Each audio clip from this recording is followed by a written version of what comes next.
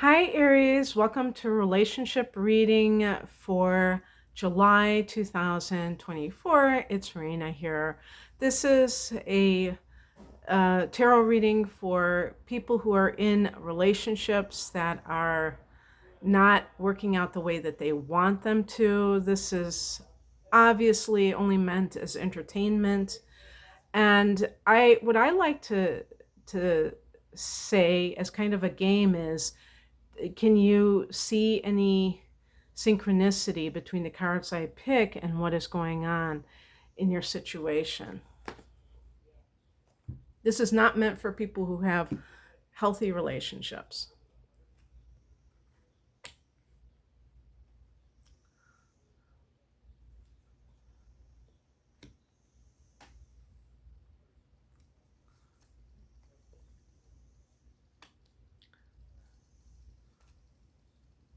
Hmm.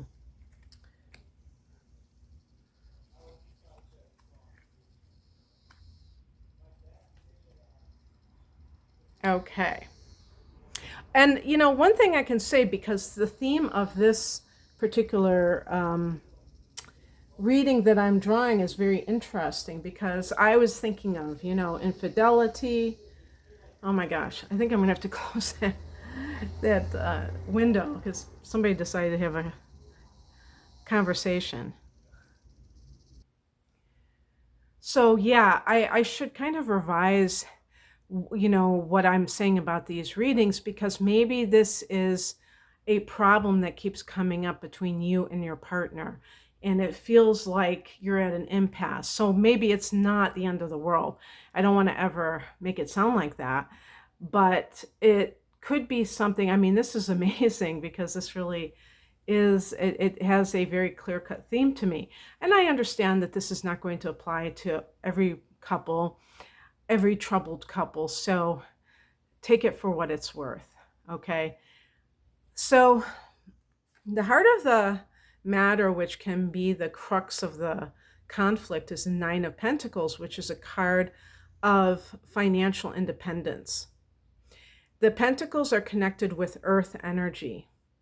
And this is one of those things that, with a sign like Aries, the practical element can be something that Aries people kind of shove aside, because you're very idealistic, you're very expansive, and anything that sounds, quote, down to earth may seem too narrow, too boring, not fast paced enough for you.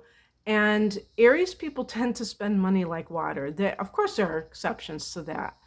But in general, there may be a clash between you and your partner. If your partner's a Cancer, okay, or a Capricorn, this is going to be very, very likely one of the things that, um, creates a bone of contention, because they will tend to be a lot more concerned, and also not only concerned about material matters, but very adept at dealing with them. And you may just kind of live in the moment, and that really rankles you. And when I say this thing, this can be, we can extend this to other things that have a financial component to it. So, like, for instance, maybe some of you have elected to become a stay-at-home parent. I would normally say a stay-at-home mother, but there are some men doing it as well. And Aries people, I don't think they fare necessarily too well with that, because you do tend to like to, you're extroverted, and it can feel very confining to be, and isolating to be alone so much. Even if you're with your kids, you may still crave adult interactions, and just that kind of expansive feeling, like if you work downtown and you just have all this stimulation that you don't necessarily get. And so anyway, that theme of financial security, independence, that's another thing, may come along. Now, this can also work the other way, where you are supporting someone because you're very generous in general, an Aries person is very financially generous, where you're supporting somebody else, your partner, I should say, and they should be self-supportive.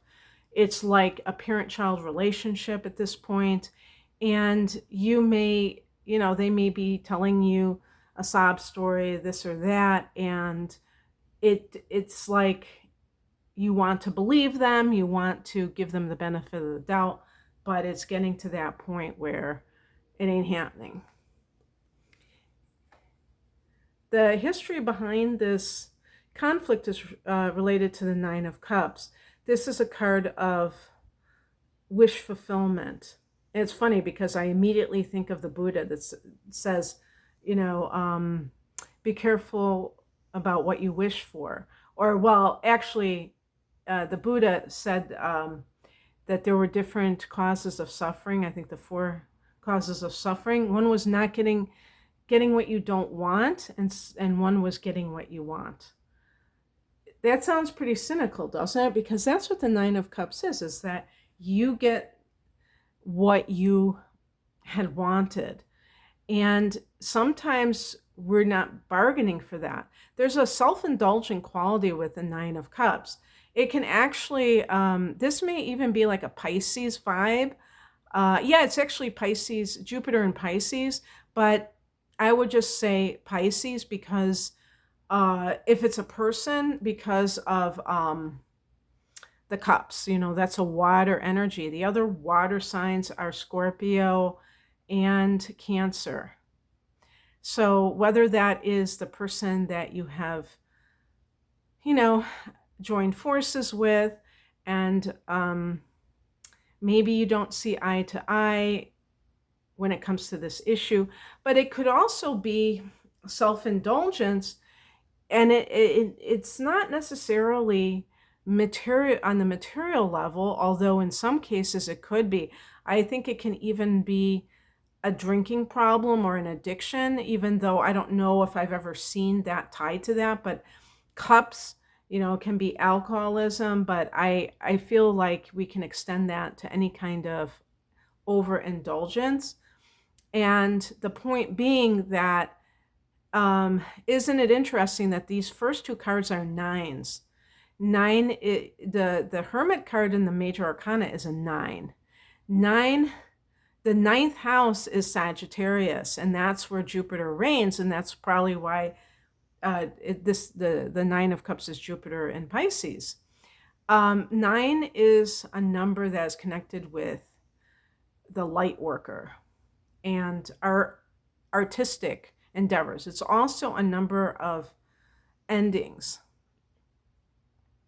So this can indicate, but because of the Hermit card, I would say the seeker, the spiritual seeker, and also solitude in some cases because of the connection with the spiritual, the light worker. It could be the spiritual, the altruistic. And so this may be a case where you are dealing with, even within yourself, you may be kind of going along with the program if you are afraid of somebody else leaving you, and yet you're not going to get the kind of relationship that you want. So in some cases you may be like thinking, okay, if I leave, then I don't have this relationship anymore. Maybe you really care for this person. And also, I would say overspending with the 9 of Cups, anything where that's overly indulgent, that it leads you to this thing. Now, with the 9 of Pentacles, it could simply be that you each have your own bank accounts, your own finances, instead of merging them, if both of you are working, so that you can each contribute. And if that other person is chastising you about your purchases, you can at least, have money that is your own, and you don't have to go through that other person where they can look at your bank account. But of course, that's that's something that some couples would find not very satisfactory, that they would want that kind of unity with their finances. So anyway, um, the Five of Pentacles represents the position of other factors that may be playing into this situation that perhaps you haven't really thought about. So for instance, the Nine of Cups is the outward kind of things that you already know, the no-brainers, but this is kind of more, maybe this is on the subconscious level, or maybe this is something behind the scenes. So Five of Pentacles is a card of people who are maybe having lack consciousness, and I'm describing this scene here, and the window behind them with the pentacles is supposed to be a stained glass window that is on a church. So it symbolizes turning one's back on the spiritual for the material. So again, when we talk about people in partnership, sometimes there are Aries people who couple with earth signs or with water signs, and those particular elements could clash with you if you tend to be more of a free spender who is, thinking about today more than anything else, isn't really worried about tomorrow. Because at a higher level, with the Five of Pentacles, at a higher level, if we are actively on a spiritual path, there's more of a likelihood that we will trust in, you could say trust in God or trust in the universe, but I would say trust that we are here as conscious co-creators, meaning that when we need to, and that's actually what the Magician is, the conscious co-creator. And interestingly, the Five of Pentacles is right above that card. So that's interesting synchronicity for sure. When we understand that we are co-creators, we know that relying on an outer entity is A, unnecessary, and B, an illusion. And, quite frankly, especially nowadays, that could even be relying on the money you have in a bank. How do you know that tomorrow the bank doesn't just crash? And it's like, you can talk about FDIC till the cows come home, but, who are you going to tell if they still lock the doors of the bank and nobody can get in? So the thing is that people put their faith and their sense of security on very shaky ground. And when people get back to the heart of the matter, like, what are you here for? Ultimately, it becomes more of I was going to say a game, but I don't really like that because then it sounds kind of like superficial, but it becomes more of a way for you to test how faithful you are to the process, but also, do you have the courage to believe that the universe has your back? Do you really have that courage? I'm not saying to do foolish things, but you don't have to spend your time arguing with someone, um, you know, losing sleep, all of these energy drains. You don't have to do that. Now, if the other person is the Five of Pentacles, then you have to question, are you a vibrational match to that person? Because you might not be. There might have been a time when that person was exactly what you needed in your life, but maybe that time has come and gone. So, and it doesn't make that person wrong and you right. It just means that you're not vibing at the same rate anymore, unlike maybe in the past. What crosses you is the Five of Wands. This is a card of, I think for Aries, this is a tendency to be attracted to battles.